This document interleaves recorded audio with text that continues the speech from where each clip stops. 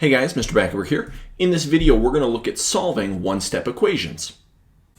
Now, when we're solving an equation, we've really got one goal in mind. We must get the variable all by itself. Now, how we're going to do that depends on what our equations look like. So we're going to use some different properties of equations along the way to help us go through and solve these different one-step equations that we're going to take a look at. So the first property that we're going to take a look at is the addition property of equality. So if we've got an equation, here we've got a equals b, then what you're allowed to do is you can add some number to both sides of the equation. Now, when you're thinking about an equation, you should think about it like a scale, and you have to keep the scale balanced. So whatever you do to one side, you also have to do to the other side. So in this equation where we've got a equals b, when I add n on the left-hand side, in order to keep my equation balanced, I also have to add the n on the right-hand side. So we're going to look at a few examples where we use the addition property to solve in order to get our variable alone. So in this first example, we've got x minus 4 equals 10. And we said that our goal was to get our variable alone. So right now on the left-hand side, we have this minus 4 happening with the x. So we want to think to ourselves, how can we get rid of this minus 4 or this negative 4? And the opposite of subtracting 4 is adding 4. So in order to cancel out this minus 4, what I'm going to do is I'm going to add 4 on the left-hand side. But to keep my equation balanced, whatever I do to the left-hand side, I also have to do to the right-hand side. So I'm going to add 4 on the right-hand side as well. Now, on the left-hand side, where we have this negative 4 and this positive 4, those are opposites of each other. So in this equation, those are going to cancel each other out. So now on the left-hand side, the only thing that we're going to have left over is that x. Now on the right-hand side, we have to actually do our addition. We have to take the 10 and add that 4 to it. So we should get 14. So this equation now says that our x value is 14. But we're not quite done because we should always check our answer in the original equation to make sure that it works. So I'm going to erase this stuff here. Now what I want to do is we just said that our x value was going to be 14. So in here for the x, I want to take that 14 and plug it in to make sure that this is actually the solution. So we would plug in the 14 for our x. Then we have the minus 4, and we're checking to make sure that that is, in fact, equals to 10.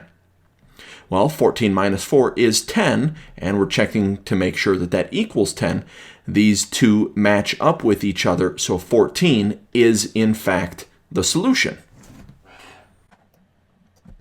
Now the next equation that we're going to look at says 12 equals x minus 7. So again, we're thinking about trying to get that x all by itself. Right now we're subtracting 7 from the x. So the opposite of subtracting 7 is adding 7. So to get rid of the minus 7, I'm going to add 7 on the right-hand side. But whatever I do to one side of my equation, I also have to do to the other side to keep the equation balanced. So I'm going to add 7 on that left-hand side as well. Now on the right-hand side where we have that minus 7 and that plus 7, those will cancel each other out. So the right-hand side, we've got just our x. Now the left-hand side, we need to do that addition. So 12 plus 7 should give me 19. Now remember, we're not quite done because we need to take this and plug it back in to make sure that it does actually work. So in our original equation, we're taking that 19 and we're plugging it in for the x to make sure that it does in fact equal 12. So we've got 12 equals, replace the x with the 19 that we think it's going to be, and then we've got that minus 7. Now 19 minus 7 is 12, and we were checking to make sure that this equaled 12. Since those match up, that confirms that 19 is our x value.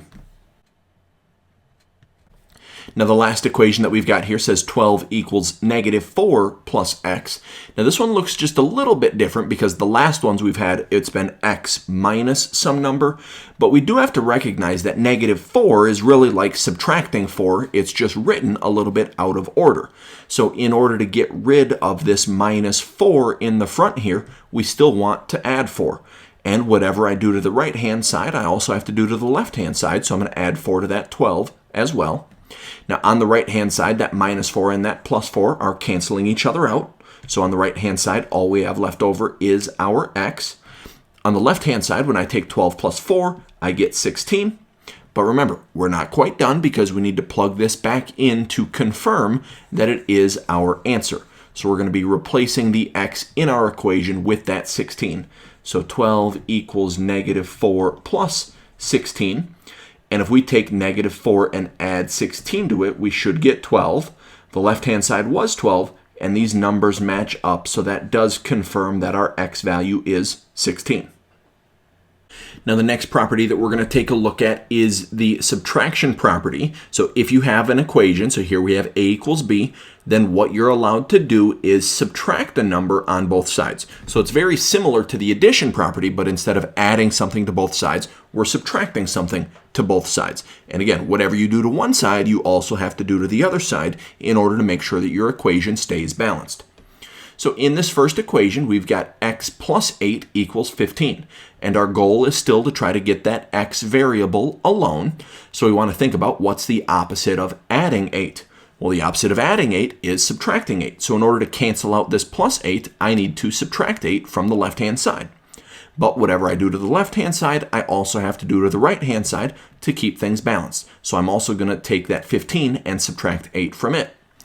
And on the left-hand side, that plus 8 and that minus 8 will cancel each other out. So then the only thing we've got left over on the left-hand side is our x value.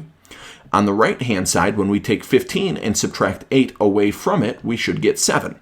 But again, just like when we were doing our addition property, we want to take this answer that we got and plug it back in to make sure that it does actually work. So in my equation, I'm going to replace the x with the 7 that we just found. So 7 plus 8, and we're checking to make sure that equals 15. Well, on the left-hand side, 7 plus 8 is 15. That matches up with the 15 that we wanted, so that confirms that our x value in this equation is 7. Next equation that we're looking at says 4 plus x equals 12. And again, we're trying to get that x all by itself. As we focus on the 4 itself is a positive 4. So in order to cancel out a positive 4, the opposite of that would be a negative 4, or subtracting 4. So to cancel out this 4 in the front, we're going to subtract 4 from the left-hand side. But to keep things balanced, whatever I do to the left, I also have to do to the right. So subtract 4 from that 12. Now on the left-hand side, that 4 and that minus 4 cancel each other out, leaving us with just an x equals, and then on the right-hand side, 12 minus 4 should give me 8. But just like we've been doing this whole time, we need to take our x value that we just found and plug it back into the original equation to make sure that it's going to work. So 4 plus that x value of 8 equals 12. If we add up the left-hand side, 4 plus 8 is 12. That equals the 12 that we wanted, so that confirms that our x value is 8. Our next property is the multiplication property of equality. So we're still looking at this a equals b equation. And what the multiplication property says that you're allowed to do is multiply both sides by some number. And again, whatever you do to the left-hand side, you also have to do to the right-hand side to make sure that you're keeping your equation balanced. So in this equation, remember, a fraction bar means divided by. So we've got x divided by 7, and that equals 10. And the opposite of division is multiplication. So in order to cancel out this divided by 7, then on the left-hand side, what we want to do is multiply by 7. But again, whatever you do to one side, you also have to do to the other side. So I'm going to take 7 and multiply that by my 10 as well. Now on the left-hand side, this times 7 and this divided by 7, since they're opposites, will cancel each other out. So the left-hand side is just our x variable. And then on the right-hand side, if we take 10 times 7, we should get 70. And now, just like we've been doing this whole time, we're going to take that x value answer that we just got and plug it back into our original equation to make sure that it works. So on top of this fraction, I'm going to put that 70. This is over 7, and we're trying to prove that that is equal to 10. Well, 70 divided by 7 is 10, and that equals 10. Those numbers match up, so that does confirm that our x value in this equation is 70. Next equation that we're looking at says x divided by 4 equals negative 3. So we're looking at that divided by 4, trying to think about how we can cancel that out. And the opposite of division is multiplication. So to get rid of division by 4, we're going to multiply both sides of this equation by 4. Now on the left-hand side, that times 4 and that divided by 4 are canceling each other out. So we get x equals, and then on the right-hand side, negative 3 times 4 gives me negative 12 as an answer. And then, just like we've been doing this whole time, we go back to our original equation, and we want to take that x value that we just got and plug it in to make sure that it works. So we would have negative 12 divided by 4, and we're trying to show that that's equal to negative 3. Well, negative 12 divided by 4 is negative 3, and that does equal the negative 3 that we wanted, so that confirms that our x value is negative 12. Next property we're taking a look at is the division property of equality. So if you've got a equals b, then the division property says what you're allowed to do on both sides of that equation is divide by the same exact number. So on the left-hand side, we've got a divided by n, and on the right-hand side, we've got b divided by n. Now, the first equation that we're going to take a look at is 4x equals 48. That 4x on the left-hand side means that we're taking 4 times x, and the opposite of multiplication is division. So to get rid of times 4, what I want to do on the left-hand side is divide by 4. But whatever we do to one side, we also have to do to the other side to make sure that we're keeping our equation balanced. Now, on the left-hand side, that times 4 and that divided by 4 are going to cancel each other out. So the left-hand side, we just get x equals, and then on the right-hand side, we want to actually do that division. 48 divided by 4 should give us an answer of 12. And then we want to go back to our original equation and plug in that x value to make sure that it does in fact work. So we would have 4 times 12 equals 48. Well, 4 times 12, if we check that out, it does equal 48. So these numbers match up, confirming that our x value is 12. Next equation that we're taking a look at says negative 3x equals 12. So negative 3x means that we're doing negative 3 times x. So in order to get rid of that multiplication by negative 3, then what we have to do is divide both sides by negative 3. And again, whatever you do to the left-hand side, you have to do to the right-hand side to make sure that you're keeping the balance of your equation. So on the left-hand side, that times negative 3 and that divided by negative 3 will cancel each other out. So we just get x equals. If we take 12 and divide it by negative 3, then the answer we're going to get is negative 4. And then we want to go back to our original equation and plug in that negative 4 to make sure that it does actually work. So we would have negative 3 times negative 4, and we're trying to show that that's equal to 12. Now, when you have two negatives being multiplied together, that gives you a positive result. So if we look at 3 times 4, that gives us 12, and 12 does equal the 12 that we wanted, so that confirms that our x value is negative 4. Now, the last thing I want to take a look at in this video is solving an equation by using something called the multiplicative inverse, or you might also hear this referred to as multiplying by the reciprocal.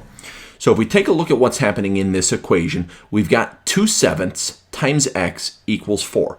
And we're trying to figure out how we would get rid of that 2/7 in front of our x.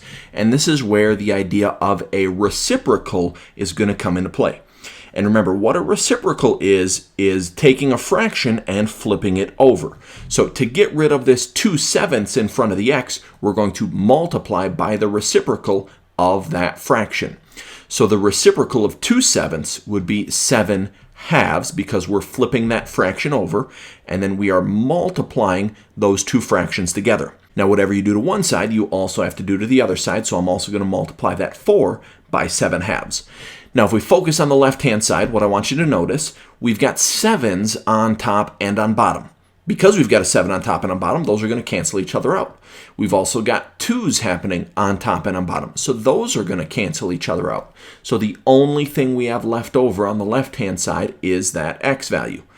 Now, on the right-hand side, we're going to have to do a little multiplication here. I'm going to take that 4 and put it over 1 just so we can see the fractions happening. So 4 times 7 on the top of this fraction is 28. And then on the bottom of the fraction, when I take 1 times 2, that gives me 2. Now, I should always reduce down my fraction. So when I have 28 divided by 2, the answer we really get there is 14. We're going to do one more example here. So we've got 5/6 times w equals 10. To get rid of this fraction, we're going to multiply by the reciprocal. So I'm going to take that 5/6 and flip it over to be 6/5. And whatever we do to one side, we also have to do to the other side to keep the balance. Now the 6 on top and on bottom on the left-hand side are going to cancel each other out. And the 5 on top and on bottom on the left-hand side are going to cancel each other out. So we get w equals, now on the right-hand side, I'm going to take that 10 and put it over 1 so that we can see the fractions happening in here. So 10 times 6 is going to give me 60 on the top of that fraction. And 1 times 5 on the bottom should give me 5. And then again, we should always reduce down our fractions. So 60 divided by 5 should give us a w value of 12. That's going to be it for this video. Thanks for watching.